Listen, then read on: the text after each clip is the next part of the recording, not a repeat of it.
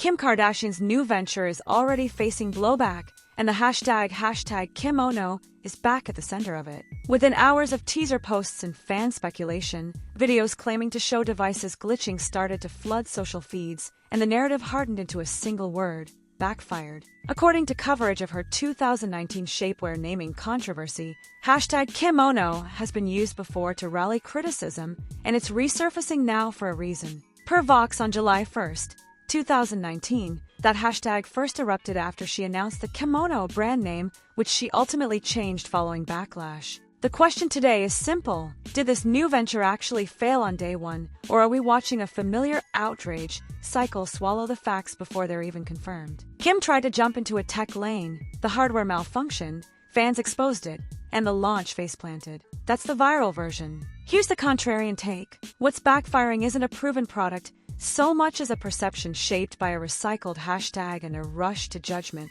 amplified by old controversies that trained audiences to expect the worst. According to the Los Angeles Times on June 29, 2022, a Brooklyn esthetician sued over the SKKN name in a trademark fight. A case that the Fashion Law reported was dropped on February 24, 2023. Those receipts matter because they show a pattern, a launch, a backlash, and then a quiet legal resolution. It's not that the criticism is always wrong, it's that first impressions in this ecosystem are often incomplete. In this video, we're going to answer 3 questions viewers expect: what actually went wrong, why hashtag Kimono exploded again now, and how this affects Kim's money and PR strategy going forward. We'll map the timeline, separate facts from fan edits, and use previous filings and on-record coverage to understand the real stakes if she truly is entering tech.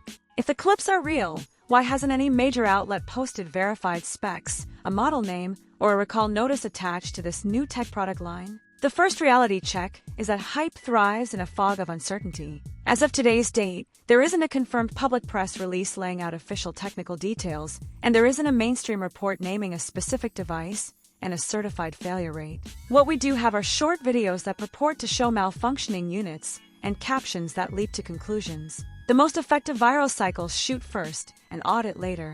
And history tells us that Kim-connected launches don't need perfect rollouts to dominate attention. The Times of India recapped a November 2024 moment when a high-profile collaboration crashed a website from demand, which was then reframed online as the brand breaking. That wasn't broken inventory. It was infrastructure strain turned into a storyline. The payout here is that the strongest piece of proof so far is the speed of the hashtag, not a formal defect bulletin. So why did the internet default to hashtag Kimono the second tech enter the chat? Because that tag comes preloaded with meaning. Per The Guardian on July 1st, 2019, hashtag Kimono crystallized public anger over the kimono name. It wasn't about electronics. It was about cultural appropriation and trademark scope. That moment taught audiences how to organize around a phrase that sounds like a punchline but functions like a protest banner. When a new venture aligns with a sensitive category, this time tech, with all the privacy, safety, and quality baggage people now associate with gadgets,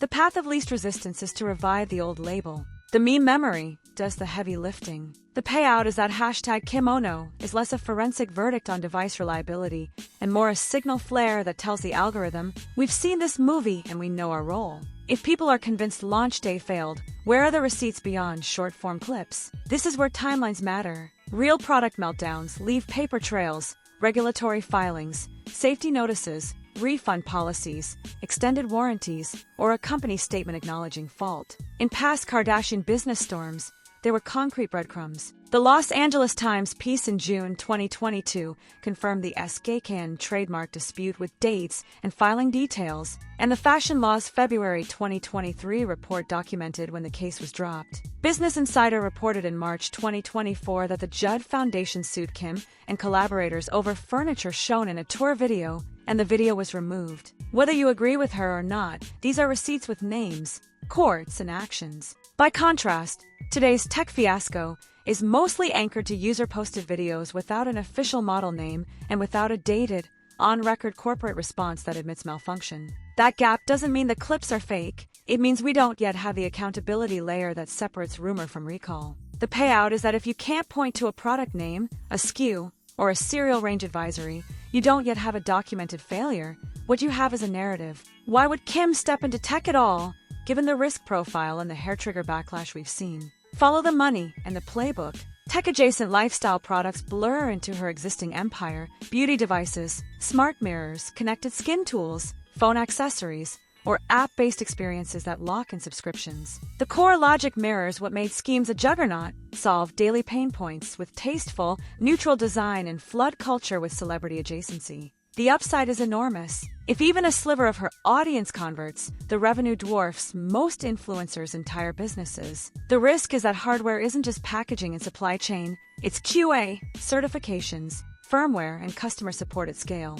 A single glitch montage becomes a brand identity if you let it. The payout is that moving into anything that behaves like a device demands a different kind of launch discipline than a drop. You need engineering credibility, not just buzz. Is the backlash organic outrage, or the algorithm doing what it always does, turn small anomalies into big storylines? Think about what a 10-second clip can't show: environmental factors, beta firmware, counterfeit or prototype units, misuse, or even edits stitched to maximize drama. None of that exonerates a brand if the product is truly failing, but it does remind us that virality is not a lab test. In 2019, criticism over Kimono was tethered to a tangible naming decision that she later reversed. It had a clear object. In 2022 and 2023, the SKKN trademark conflict lived in dockets and letters. The receipts existed outside of influencer captions. If this tech launch is real, it will eventually produce that same paper trail.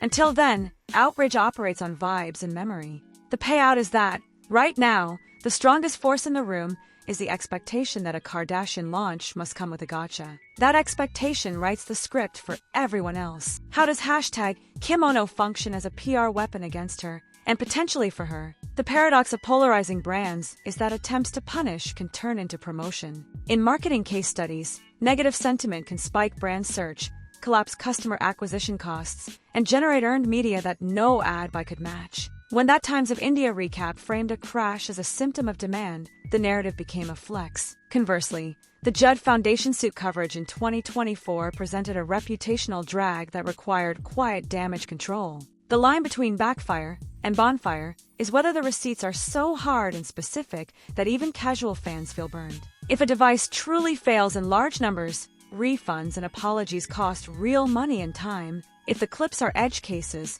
the controversy simply introduces the product to millions of potential buyers. The payout is that the same wave that's supposed to sink the ship often becomes the wind in its sails, unless formal documentation proves otherwise. What would an airtight response look like if the brand wants to stop the bleeding? There's a measurable playbook. Step 1. Name the product with specificity and publish a dated QA note that lists tested conditions. Step 2. Release a short explainer video from the engineering lead addressing the exact failure states shown in the most viral clip. Step 3. Publish warranty and return windows in plain language and pin them. Step 4. Invite a third-party reviewer with a reputation for tough tests to audit a production unit on camera. These moves transform the conversation from memes to metrics. The payout is credibility. Not everyone will forgive, but many will downgrade their outrage when they see a company meet them with process instead of posture. What's the biggest misunderstanding about a celebrity entering a device category? People assume a famous name equals a slapped-on logo and a dropshipper behind the curtain. Sometimes that's true, but sometimes the celebrity is the funnel for a real manufacturer with engineers, certifications, and a long supply chain you never hear about. The tricky part is that a brand built on aesthetics must suddenly speak a second language: tolerances, failure rates, and firmware patches. In a fashion drop, a bad seam is a return. In a device, a bad connector is a trend. The payout is that the game is winnable if you accept that tech is not a subcategory of merch, it's a separate business with different rules. Does the past predict the future here? The Kimono naming backlash in 2019 produced a visible pivot. She changed the name and moved forward with what became a booming brand. The SKKN lawsuit erupted in mid-2022 and dissolved in early 2023. The brand kept selling. The Judd Foundation complaint in 2024 triggered a content takedown and legal maneuvering.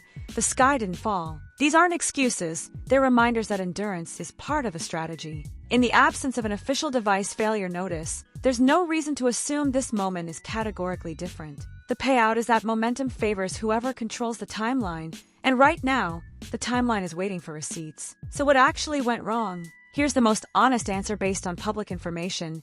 the internet decided first. Short clips set the premise, the old hashtag supplied the script, and the algorithm did the rest. There might be real defects, or there might be prototypes and user error being packaged as scandal. Without a formal statement naming the product and addressing the clips, audiences will keep filling in the blanks with the loudest story available. The payout is that the backfire we can prove today is a communications backfire. If you tease something that behaves like a device, you must launch with the receipts preloaded because your critics already have theirs. Why does this matter now? Because Kim's empire plays at the intersection of culture and commerce, and a successful entry into tech-adjacent products would add a high-margin growth channel on top of garments and skincare. Investors and partners care less about hashtags and more about return rates, customer lifetime value, and post-launch stickiness. If the brand can stabilize the narrative and ship reliable units, this storm becomes a headline and nothing more. If not, the costs show up as refunds, support tickets, and a search results page that never quite forgets the word glitch. The payout is that the difference between backfires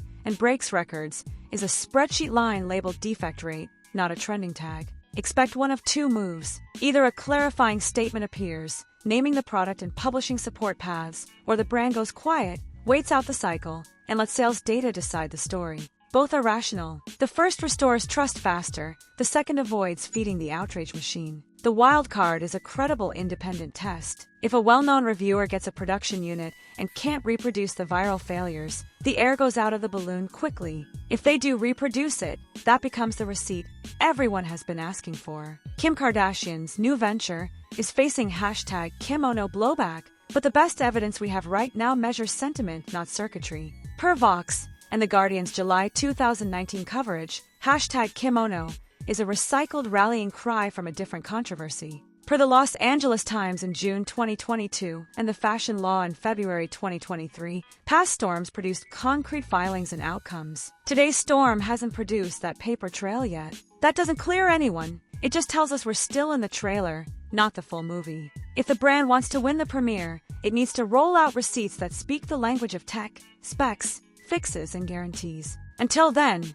the biggest malfunction isn't in a device, it's in perception. When fame meets hardware, the only antidote to an outraged script is documentation. If you're going to promise a smarter future, show us your homework on day one. For viewers who live for fresh celebrity, this saga is a masterclass in how a recycled hashtag can hijack a launch in minutes. If you want more stories where receipts flip the narrative, tap into our Fresh Celebrity Tea playlist next, because this is one episode in a much bigger playbook, and the next chapter drops there.